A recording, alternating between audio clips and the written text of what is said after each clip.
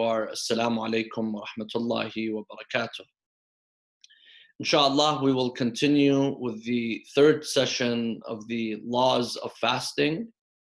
We left off in the second session with some of the things which invalidate the fasting. And we discussed several of them, and we will continue the rest today. We discussed there are 8 things that invalidate the fast. We discussed the eating and the drinking, sexual intercourse, masturbation, which results in ejaculation, and number 4, ascribing false things to God, to Rasulullah, and to the Ma'sumin, to the 12 Imams and Fatima Zahra, alayhim salam.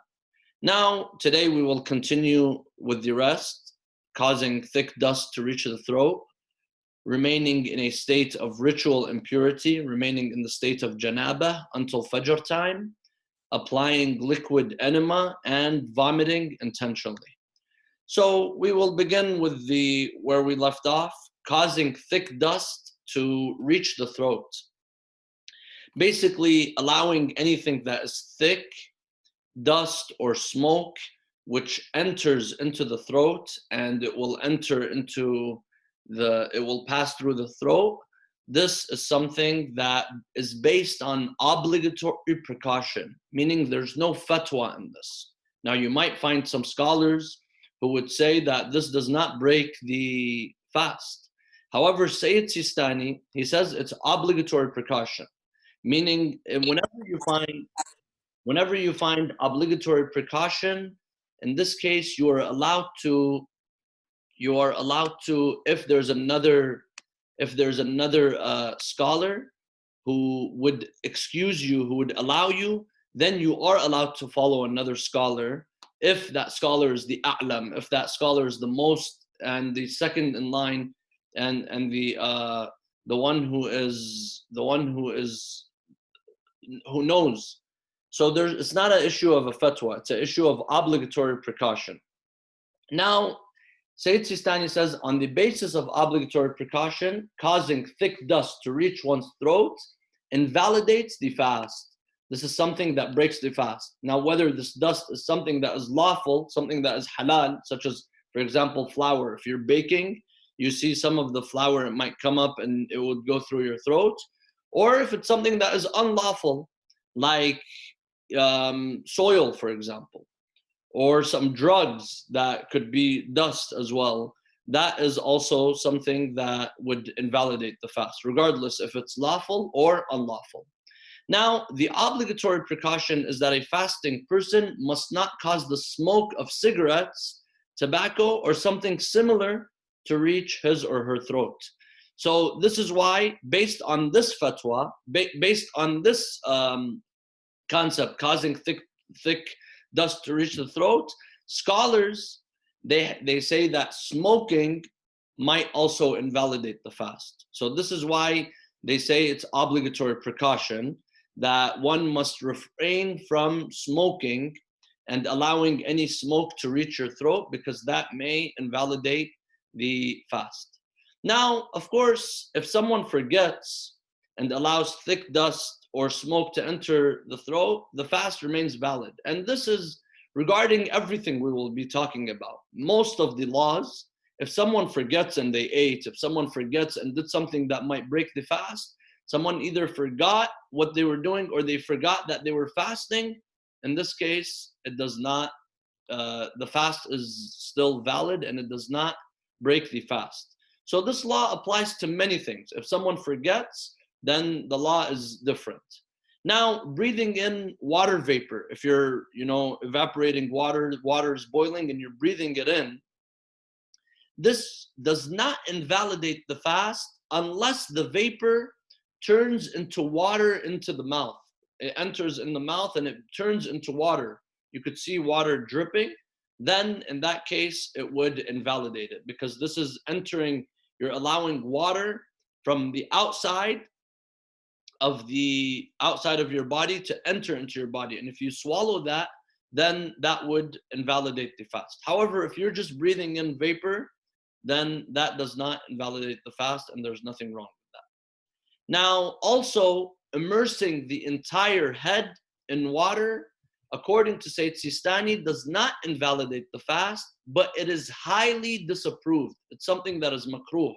So you go and you submerge your whole head, your whole body, you submerge it into the water. You dive in a pool, or you go in a jacuzzi and you put your head in, then that would, based on, does not invalidate the fast, but it is makruh. Now, there are other scholars who say that based on obligatory precaution, it does invalidate the fast. Now, a lot of people ask during the month of Ramadan, does this mean that I cannot shower? Does this mean that I cannot go and take a shower? No, you can take a shower. There's nothing wrong with that, because standing under the shower and the water is, falling on you, that is not the same as submerging and immersing your entire head in the water. Water is falling on you, but there are places where your head is not totally in the water. So that does not invalidate the fast, and you are totally allowed to shower, and there's nothing wrong with that. Now we move on to the second, to the other one. We're discussing, there are 8 in total. We discussed some earlier, now we're continuing. So now, intentionally remaining in a state of ritual impurity, intentionally remaining in janaba or haydh or nifas until fajr time. So if someone entered into the state of ritual impurity outside of fasting, for example, before the fast began, before fajr, they became mujnib, they entered into the state of janaba, or a lady, she was ha'idh, or she was nufasa, she had just given birth, and that period of time where her basically she was bleeding, it was continuing, and it stopped before fajr. She would have to do the ghusl, or someone who's mujnib, they would have to do the ghusl before fajr time, before the time where we enter into the state of fasting. If someone intentionally remains in the state of ritual impurity, then that is something that will break the fast. And it is haram as well. It is unlawful for a person who's in the state of janaba to sleep if they know that they will not have time to wake up and do the ghusl. So say, for example, you're in the state of janaba and you're really tired, you know that you're not going to wake up before fajr. It is haram to sleep, because you are doing something that will invalidate your fast. You're intentionally remaining in the state of ritual impurity. Now, of course, if someone entered into the state of ritual impurity while they were fasting, say, for example, a lady, her menstrual cycle began while she was fasting, that will automatically break the fast, of course, because a lady in the menstrual cycle does not fast, and if it happened during the day, then that would break the fast. But say, for example, someone entered into the state of janaba by having a wet dream. It was something unintentional. It was something that was not planned for. They were sleeping and that happened. That does not break the fast. And as we mentioned, the person could go and do ghusl at any time. The ghusl is for the sake of prayer. This is a different issue. This is if you're in the state of janaba before fajr and you intentionally remained in the state of janaba, then that is haram and that will break the fast. But if someone had a wet dream, something that was unintentional, then that would not break the fast, and they could do ghusl at any time that they want. Now, if someone was in the state of janaba and they forgot to do the ghusl, if someone forgot to do the ghusl and remained in the state of janaba, they must repeat the days of fasting without the kafara. So if someone basically woke up and they realized that they're still in the state of janaba and they had fallen asleep and they missed the opportunity to do ghusl, they just have to make up that day, and that whole day they have to act as if they're fasting. They can't just say, oh, since I woke up and I did not do ghusl before, then that means today I could go and eat and drink and do whatever. No, you still have to consider yourself as if you're fasting. You have to refrain from anything that would invalidate the fast, and you would also have to make up that day without a kafara. You don't need to do a kafara for this. Kafara we'll explain inshallah later. Kafara is for someone who intentionally broke their fast and purposefully, intentionally they broke their fast. The kafara is one of three things: either freeing a slave, or fasting for 2 months consecutive, or feeding 60 people. But in this case, you would just have to make up one day. You wouldn't have to do the kafara. And that's the qada. Qada is making up, and the kafara is when you have to basically, you've done something wrong and you have to do something extra in addition to making up. Now, forgetting the ghusl of haydh or nifas does not invalidate the fast. It's haram to stay and remain purposely for ladies if they are ha'id or in the state of nifas. It's haram for them to remain purposely in the state of impurity and fajr was coming and they know it. But if someone forgot, if a lady forgot, then that does not invalidate the fast. Or maybe she realized that she entered into purity, her hayd finished, her nifas finished, before fajr time, and she did not realize that, then in that case, her fast is okay. Now, if someone slept after being in the state of janaba, so someone entered into the state of janaba at night, and they were tired, they were going to sleep, but they believed and they were certain that they were going to wake up in time before Fajr and do ghusl. So that was their intention. They slept, but they know they're planning on waking up, and they have the alarm clock set, and they believe that they are going to wake up, but shaitan came and they slept. They did not wake up. That happens sometimes. Sometimes you're planning on waking up, but you're too tired and you continue sleeping. Here, there's two scenarios, scholars say.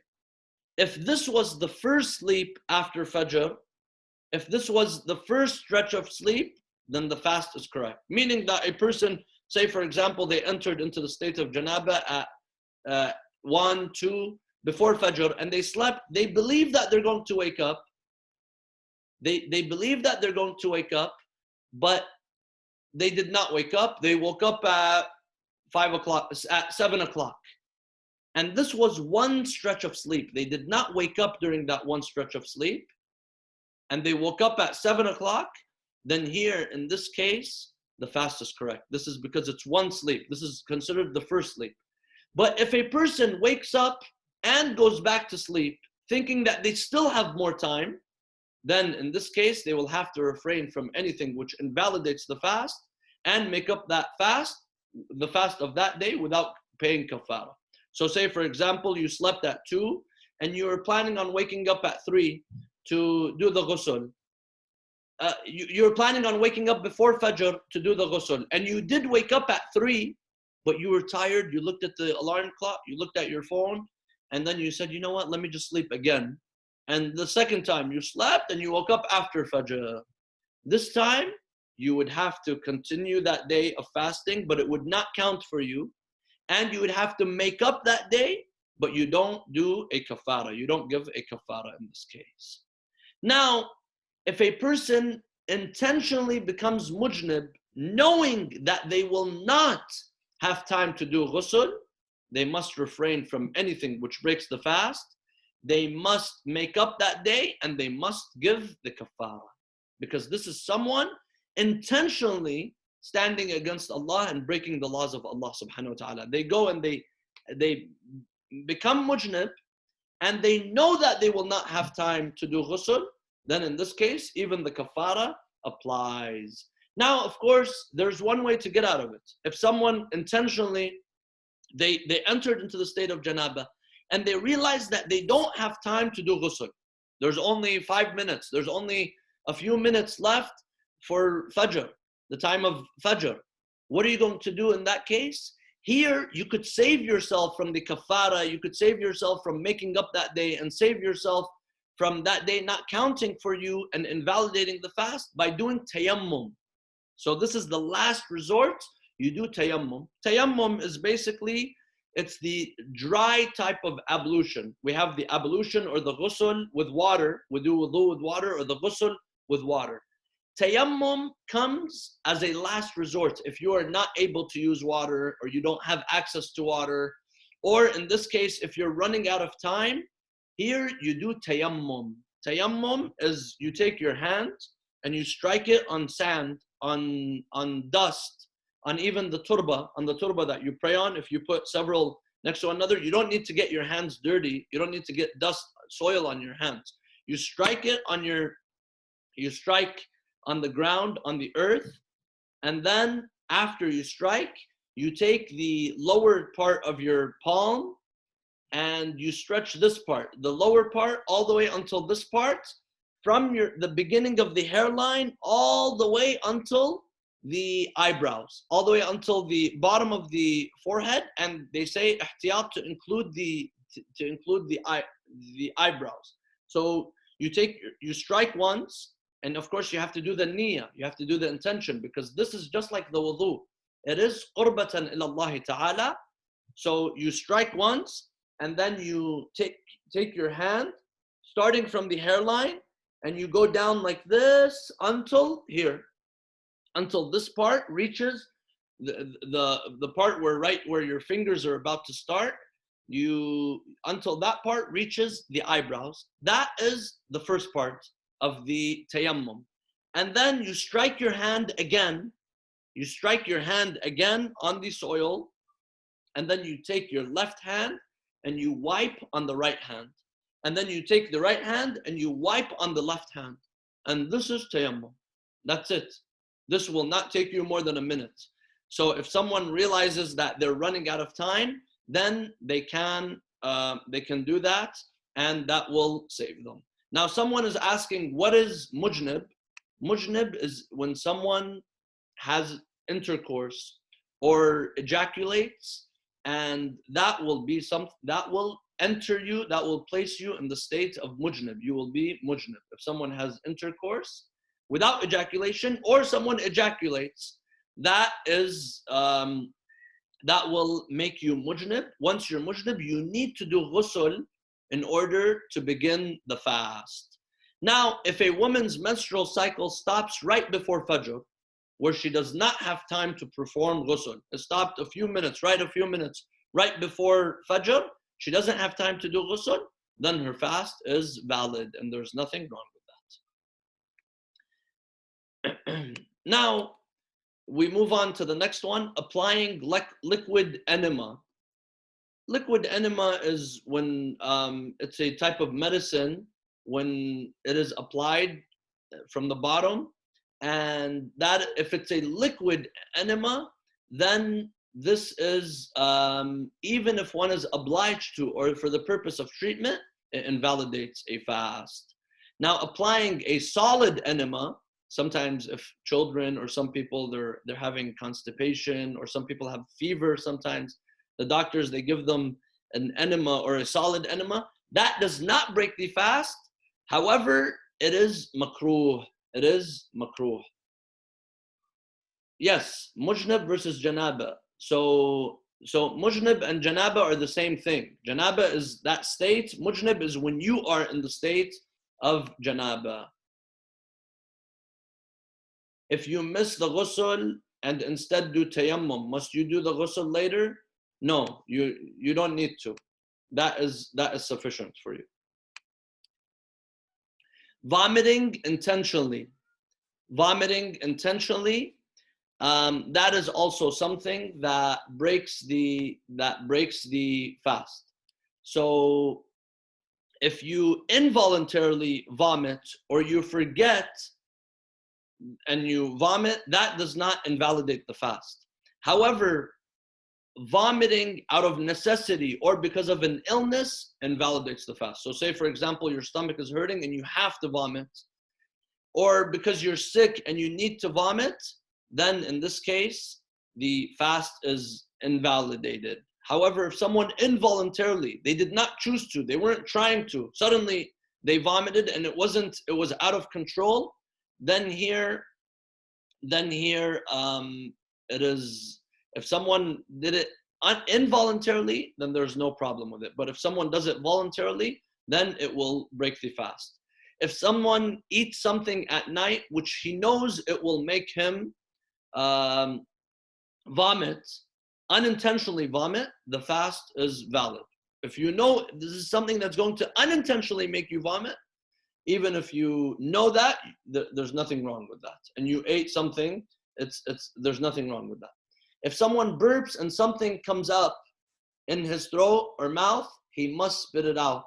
And if he swallows it involuntarily, his fast is valid. So someone burps, they weren't trying to vomit, but something came up, you have to spit it out. If you swallow it back in, that would, even involuntarily, that would, excuse me, I apologize. If someone burps and something comes up in his or her mouth, he must spit it out. And if he swallows it involuntarily, his fast is valid. But if someone swallows it voluntarily, then the fast is not valid. Now we moved on. We finished the things that break the fast. Now there are some things that are considered makruh, some things that are disapproved. Makruh is not haram, but it's not liked, because it either is very close to something that is haram, or it is taking away the spirit of the fasting. So you're not benefiting. You're not benefiting from the fast. And the purpose of the fast, as we mentioned, is taqwa. So Allah subhanahu wa ta'ala says, كُتِبَ عَلَيْكُمُ الصِّيَامِ كَمَا كُتِبَ عَلَى الَّذِينَ مِنْ قَبْلِكُمْ لَعَلَّكُمْ تَتَّقُونَ. To have that feeling of God consciousness. So when you're fasting, you have to be very careful. You have to be very careful what you're doing. Allah subhanahu wa ta'ala is watching you. You have to strengthen your self-control. Now there are certain things that do not break the fast, but they're not liked because they're very close to breaking the fast, or they take you out of the spirit of fasting. Here, scholars have pointed out several of these things. Putting medication in the eyes, which is kuhla. It's called, in Arabic they call it kuhla. Applying that collyrium, the kuhl for the eyes, this is something that is makruh. Even though in other times it is mustahab, it is recommended, but during the time of the fast, it is not recommended and it is disapproved. But something that's disapproved does not mean that it is haram. Now, doing anything that causes weakness, such as giving blood, for example. If you're going to go and give blood during the month of Ramadan, we mentioned giving blood or an injection or an IV does not break the fast. IV or an injection, getting a shot, getting a vaccine does not break the fast. However, if you're going to give blood, that might make you feel weak. And if you feel weak, then you might not be able to complete the day of the fast. So this is something that is makruh. But if you are certain that you're not going to get weak and you've done it a lot, then there's no problem with that. Putting medication in the nose, if you know it won't reach the throat, that is makruh. You know it doesn't reach the throat, that is makruh. If you do know that it's going to reach the throat, then that would invalidate the fast, because that's going to come down to the throat and you're going to swallow that. Now, smelling aromatic plants, smelling a plant that has a very, a aroma, that has a very good scent, that is makruh. It doesn't break the fast, but it is makruh. It is not liked. Using a solid enema, which we mentioned, the liquid enema would invalidate the fast. The solid enema does not invalidate the fast. Having your teeth extracted, going to a dentist, and the dentist is going to do something in your mouth which is going to make your mouth bleed. This is also something that is makruh. You should try to avoid that while you're fasting. Brushing teeth with a wet toothbrush. So you take a miswak, that piece of wood or a toothbrush, you put it under the water and you brush your teeth. This is something that is makruh. It's not haram. It's not haram, but you do it, it is makruh. Now someone might ask, can I not brush my teeth? No, you can brush your teeth. You could brush your teeth with when the toothbrush is dry. There's nothing wrong with brushing your teeth when the toothbrush is dry. Or for example, if you feel like you're going to go out and fasting causes bad breath, and the bad breath is going to make you feel uncomfortable, it's going to make others feel uncomfortable, then in this case, it would be better for you to brush your teeth and even using the toothpaste, but try to keep it from being wet. Try to keep the toothbrush from being wet before. You could just apply the toothpaste on it. And then whatever wetness is, it's from your mouth that would mix with the toothpaste. That is from your mouth. There's nothing wrong with that. And then you would spit it all out. So there's nothing wrong with that. And as we mentioned, there's nothing wrong with swallowing your own saliva that's in your mouth. That does not break the fast. Even scholars say that if you take, for example, scholars allow that the gum or chewing on something that does not have a flavor and cannot be swallowed, you're just chewing on something. There's nothing wrong with that. That does not break the fast. Even if that makes your mouth, produce more saliva, there's nothing wrong with that. You have something, a toothpick in your mouth, there's nothing wrong with that. Of course, you have to be careful. You don't want to make yourself bleed, but there's nothing wrong with that because you're not bringing outside water, outside liquid in your mouth. This is your mouth, it starts producing saliva when you put a toothbrush or you put a toothpick or something in your mouth. So putting water in the mouth without any due cause. So say, for example, you come and you just want to gargle with water. You're not sick and you don't need to, and there's no cause, then that is something that is makruh, that you should try to avoid doing.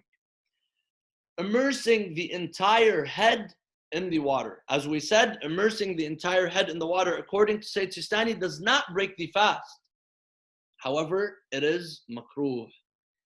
And for a female to put her entire body in the water, that is also something that is makruh. For a female to put her entire body in the water. And finally, to do something which may cause arousal without intending to ejaculate. Now, if someone is intending to ejaculate, then that is haram. That is basically you're doing something, you're going ahead and trying to break the laws of Allah subhanahu wa ta'ala. You're trying to break your fast. That's like someone trying to eat, but they didn't eat. But if someone was not intending on ejaculating, then even that arousal by itself, that is something that is makruh, and that's something that you have to refrain from doing while you are fasting. Now, we mentioned what the kafara is. We're going to explain it further. Kafara must be given for anyone who purposely broke their fast. So if someone purposely broke their fast, that's a kafara. If someone did not do something that is on purpose, now not anytime someone purposely breaks their fast, they give kafara. We're going to mention the cases where kafara applies. In most of the other cases, or in many of the other cases, kafara might not apply. So kafara, what is the kafara? A lot of people, they were, for example, sick, and they come and they say, Sayyid, I want to give kafara. No, when you're sick, you don't give kafara. When you're sick, you're excused from fasting, and you give the fidya. You give the fidya if you have a terminal illness, or you have an illness that lasts for longer than a year, or an excuse that lasts for longer than a year, you would give the fidya. And if someone, for example, broke their fast because of their traveling or for some other reason, then they would just make it up later. They don't even need to give anything. Kafara is when someone has done something haram, when someone has done something forbidden. So what is the kafara? Kafara is freeing a slave or fasting for 2 months. And the way that this is done is that you fast for 31 consecutive days without a break. Then you're allowed to take a break, and then you start again, and then you have to also continue the rest consecutively. That is fasting 2 months, or feeding 60 separate poor individuals, feeding 60 masakeen, it'am 60 miskeen. And how much must you feed them? You give each person a mud. Mud is the Islamic terminology for 750 grams of food.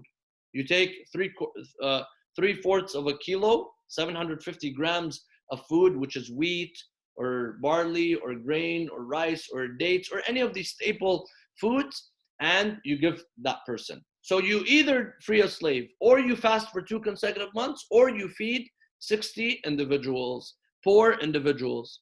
Now, if someone purposely eats or drinks or has sexual intercourse or masturbates or remains in the state of janaba until Fajr time, they must make up the fast, the qada, and give kafara. So these are the cases where kafara applies. So say, for example, we mentioned if someone inhaled thick dust, or if someone, for example, they did a kadhib ala Allah wa Rasulah, they said God said this and God did not say that, the kafara does not apply. Those other cases that we mentioned, the 8 out of the 8, those other cases, someone they just have to do qada. But in these cases, if someone intentionally they eating or drinking or has sexual intercourse or masturbates or remains in the state of janaba until Fajr, then in this case, qada, they have to make it up and they have to do the kafara. Now, if anyone invalidates the fast by anything other than what is mentioned above, then they must make up the fast and out of recommended precaution to do the kafara. Recommended precaution, mustahab, ihtiyat istihbabi. So it's not obligatory upon them and it's not a obligatory precaution for them. It's recommended precaution. Now, if someone performs one of the things mentioned above, the eating or drinking or sexual intercourse or masturbation or remaining in the state of janaba, while believing with certainty that it would not invalidate their fast, then kafara is not obligatory upon them. Say, for example, someone, they did something and they didn't know. They were certain, they were confused, something was going on that they did not think that this is something that would invalidate their fast, then in this case, they would just have to make it up. And the same applies to someone who does not know that fasting is obligatory upon them, such as someone who is in the early stages of puberty and they don't know whether they're baligh, they're legally responsible or of performing these acts. You know, Allah subhanahu wa ta'ala is expecting this of them or Allah doesn't. They didn't know that they were baligh or not. Now, if someone breaks the fast with something forbidden, here the recommended precaution is that they must do the total kafara. What is the total kafara? Total kafara is all of them, meaning you have to free a slave and you have to fast for 2 months and you have to feed 60 individuals. This is if someone is doing something forbidden. Say, for example, someone goes and they commit adultery, they have zina, or someone, they eat something that is haram, they drink something that is haram, they go and they drink alcohol. So in that case, then it would be all the kafara based on recommended precaution. Now, someone could say, okay, right now, where am I going to find a slave? So here in this case, you would do whatever is possible from them. There's no slaves right now. So right now you would do the 2 months of the fasting and feeding 60 people. Someone says, I'm sick, I can't, it's impossible for me. Then you would just do whatever you can do in this case. Or once you are able to do it, then you would be able to do it. But this is based on recommended precaution. Now, if someone who is making up a qada fast and intentionally does something to break the fast after noon prayer. So now we're not talking about fasting in the month of Ramadan. Say you missed a day in Ramadan and you're making up a qada fast. You've done the intention that this is a qada, because qada is different from mustahab. Now we're in the month of Rajab, or we're in the month of Sha'ban. The month of Rajab and Sha'ban, it's recommended to fast. Say you're fasting and then you decided to break your fast after noontime. There's nothing wrong with that. But if this is a qada fast, you've made the intention that you're making up a day of Ramadan, then here, if you break the fast after noon prayer, after dhuhr, then you must give a mud of food, which is 3/4 of a kilo, 750 grams, of food to 10 people. And, if the person cannot, he must fast for 3 days, in addition to that day that you have to make it up. So this is because it's a qada fast. It's a day that you're making up for the month of Ramadan. Now, if someone broke their fast without an excuse, and then did something else which breaks the fast. The kafara here does not need to be done twice, except for intercourse and masturbation. So if someone, for example, they got up and they ate, and then they go and they eat again, and then they eat again, here there's one kafara. Or if someone, for example, they did kadhib ala Allah wa rasulah, and then they went and they smoked, and then they did something else which would invalidate the fast, the kafara is one, unless someone does the intercourse or the masturbation more than once, and that would double the kafara. It would make it more than one kafara. Now, inshallah, here we will stop and we will continue the rest. The rest, inshallah, we will continue it tomorrow, and inshallah, we will continue further on with the course of the laws of fasting. Walhamdulillahi Rabbil Alameen. Wa sallallahu ala Muhammadin wa ala alihi at-tahirin. Allahumma salli ala Muhammad wa ala Muhammad.